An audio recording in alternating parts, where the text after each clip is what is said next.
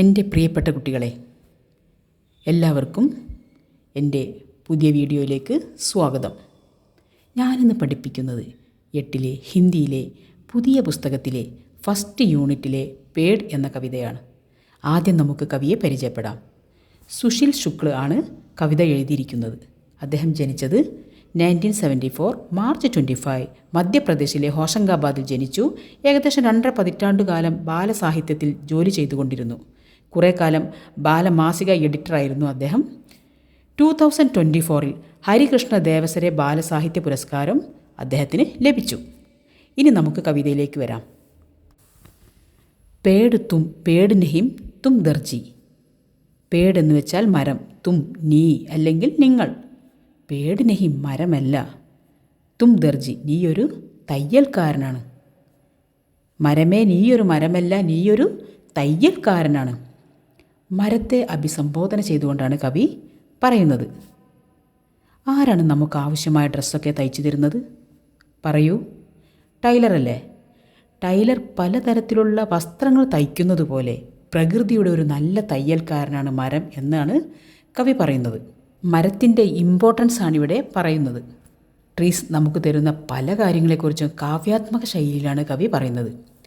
Taylor dress തയ്ക്കുന്നത് പോലെ മരവും കുറേയധികം തുന്നിച്ചേർക്കുന്നുണ്ട്. നെക്സ്റ്റ് ലൈൻ നോക്കാം. തുമ്നെ കിത്തനെ സിലേ കോംസലേ. തുമ്നെ നീ, കിത്തനെ എത്രയോ, സിലേ കോംസലേ പക്ഷിക്കൂടുകൾ തുന്നിച്ചേർത്തിരിക്കുന്നു. സിലേ എന്ന് വെച്ചാൽ തുന്നുക, കോംസലേ പക്ഷിക്കൂട് എന്ന് വെച്ചാൽ എന്താണ്? പക്ഷികളുടെ കൂട് എവിടെയാണ്? മരങ്ങളിലാണ് അല്ലേ? എത്രയോ പക്ഷികൾക്ക് അഭയം നൽകിയിരിക്കുന്നത് ആരാണ്? മരങ്ങളല്ലേ? കിത്തനി സിലി ഹവായും, എത്രയോ കാറ്റുകളെ തുന്നിച്ചേർത്തിരിക്കുന്നു. അതായത് കാറ്റ് ഇലകളെ തഴുകി തലോടി നമ്മളൊക്കെ കാറ്റ് കൊള്ളാറില്ലേ? Next line. ധൂപ് സിലിത്തോ ബിക്കർ കെയ്യി കതരൻ കതരൻ ചായായും. സൂര്യൻ്റെ വെയിൽ ഭൂമിയിലോട്ടല്ലേ പതിക്കുന്നത്?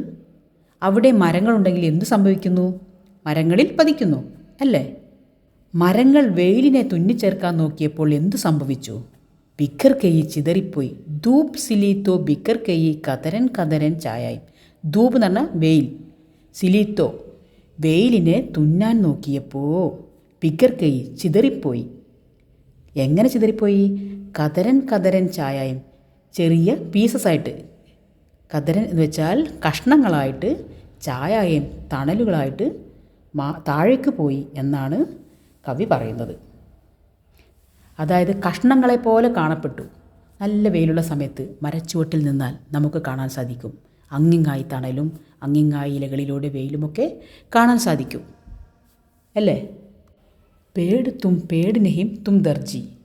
മരമേ നീയൊരു മരമല്ല, നീയൊരു തയ്യൽക്കാരനാണ്. കവി വീണ്ടും ആവർത്തിച്ച് പറയുന്നു. ട്രീസിൻ്റെ പ്രാധാന്യത്തെക്കുറിച്ചാണ് കവി ഇവിടെ വ്യക്തമാക്കുന്നത്. Next line. മിട്ടി സിൽക്കർ രംഗ് ബനായേ പാനി സിൽ ആകാശ്. മിട്ടി സിൽക്കർ രംഗ് ബനായേ. മിട്ടി എന്ന് വെച്ചാൽ സോയിൽ അല്ലെങ്കിൽ മണ്ണ്. സിൽക്കർ തുന്നിയിട്ട്, രംഗ് ബനായേ നിറങ്ങളുണ്ടാക്കി. മണ്ണിനെ തുന്നിച്ചേർത്തിട്ട് എന്തുണ്ടാക്കി? നിറങ്ങളുണ്ടാക്കി. പാനി സിൽ ആകാശ് വെള്ളത്തെയും ആകാശവുമായി തുന്നിച്ചേർത്തിരിക്കുന്നു. ഓർത്തു നോക്കൂ, മേഘങ്ങളിൽ നിന്നാണ് മഴ പെയ്യുന്നതല്ലേ? ആ മഴവെള്ളത്തെ മരം എന്തു ചെയ്യുന്നു? മരം അതിൻ്റെ ഇലകളിലേക്കും തുന്നിച്ചേർക്കുന്നു. മരത്തിൻ്റെ വേരുകളോ ഭൂമിക്കടിയിലുള്ള വെള്ളത്തെയൊക്കെ വലിച്ചെടുക്കുന്നു. ഈ മരങ്ങളാണ് പിന്നീട് മഴയ്ക്ക് കാരണമായി മാറുന്നത്. മിട്ടി രംഗ് ഹവാ പാനീക്കോ ജോഡാ ദിയാ തരാശ്. എന്തെല്ലാം കാര്യങ്ങളാണ് തുന്നിച്ചേർക്കുന്നത്?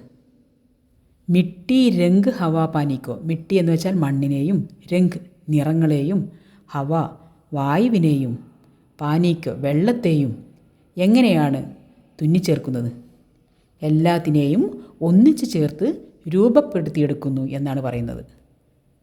തരാശ് എന്ന് വെച്ചാൽ രൂപപ്പെടുത്തിയെടുക്കുക, ജോഡ യോജിപ്പിക്കുക. അപ്പോൾ എന്തിനൊക്കെയാണ് യോജിപ്പിക്കുന്നത്? മണ്ണിനെയും നിറങ്ങളെയും വായുവിനെയും വെള്ളത്തെയും ഒക്കെ ഒന്നിച്ചു ചേർത്ത് രൂപപ്പെടുത്തിയെടുക്കുന്നു എന്നാണ് കവി പറയുന്നത്. പേഡ് തും പേഡ് നഹിം തും ദർജി. മരമേ നീയൊരു മരമല്ല, നീയൊരു തയ്യൽക്കാരനാണ്. തുമ്നെ കിത്തനെ സിലെ കിനാരെ കിത്തനി സിലി ജമീനെ. തുമ്നെ കിത്തനെ സിലെ കിനാരെ, നീ എത്രയോ തീരങ്ങളാണ് തുന്നിച്ചേർത്തത്. നമ്മൾ കണ്ടിട്ടില്ലേ തീരങ്ങളിൽ അതിർത്തികളിലൊക്കെ മരങ്ങളിങ്ങനെ നല്ല ഭംഗിയായി നിൽക്കുന്നത്. കിത്തനി സിലി ജമീനേം, എത്രയോ ഭൂമിയെയാണ് നീ തുന്നിച്ചേർത്തത്. രംഗ് മഹക്ക് കി ഹുയി സിലായി, പല നിറത്തിലുള്ള സുഗന്ധത്തെയും തുന്നിച്ചേർത്തു. മഹക്ക് എന്ന് വെച്ചാൽ സുഗന്ധം. കിനാരെ തീരം, ജമീന എന്ന് വെച്ചാൽ ഭൂമി. ഫൂൽ സിലെ പശ്മീനെ, നല്ല മൃദുവായ കമ്പിളി വസ്ത്രം പോലെയുള്ള പുഷ്പങ്ങളെയും നീ തുന്നിച്ചേർത്തു. പൂക്കളുടെ ബ്യൂട്ടിയാണ് ഇവിടെ സൂചിപ്പിക്കുന്നത്. ഫൂൽസിലെ പശ്മിനെ. പേട് തും പേട് നഹീം തും ദർജി, മരമേ നീയൊരു മരമല്ല, നീയൊരു തയ്യൽക്കാരനാണ്. ആം മേം ആം കെ സ്വാദ് സിലേഹി, മാങ്ങയിൽ മാമ്പഴത്തിൻ്റെ സ്വാദ് തുന്നിച്ചേർത്തു. ജാമൂൻ മേ ജാമൂൻ കെ, ഞാവൽപ്പഴത്തിലോ ഞാവൽപ്പഴത്തിൻ്റെ സ്വാദ് തുന്നിച്ചേർത്തു. ബാഗ് മേ ബാഗ് കെ സ്വാദ് സിലേഹി, തോട്ടത്തിലെ പഴങ്ങളിൽ തോട്ടത്തിൻ്റെ സ്വാദും തുന്നിച്ചേർത്തു. വൻ കെ പേട് മേ വൻ കെ, വനങ്ങളിലെ മരങ്ങളിൽ വനത്തിൻ്റെ സ്വാദും തുന്നിച്ചേർത്തു. പേട് തും പേട് നഹിം തും ദർജി, മരമേ നീയൊരു മരമല്ല, നീയൊരു തയ്യൽക്കാരനാണ്. സുശീൽ ശുക്ല എഴുതിയ പ്രകൃതിയെ സ്നേഹിക്കുന്ന ഈ കവിത എനിക്ക് നന്നായി ഇഷ്ടപ്പെട്ടു. നിങ്ങൾക്കും ഇഷ്ടപ്പെട്ടെന്ന് വിചാരിക്കുന്നു. മരങ്ങളുടെ മഹത്വമാണ് ഇതിൽ കൂടുതലും പറയപ്പെടുന്നത്. എല്ലാവർക്കും മനസ്സിലായി എന്ന് വിചാരിക്കുന്നു. ഈ വീഡിയോ ഇഷ്ടപ്പെട്ടാൽ ലൈക്ക്, ഷെയർ ആൻഡ് സബ്സ്ക്രൈബ് ചെയ്യുമല്ലോ. Thanks for watching.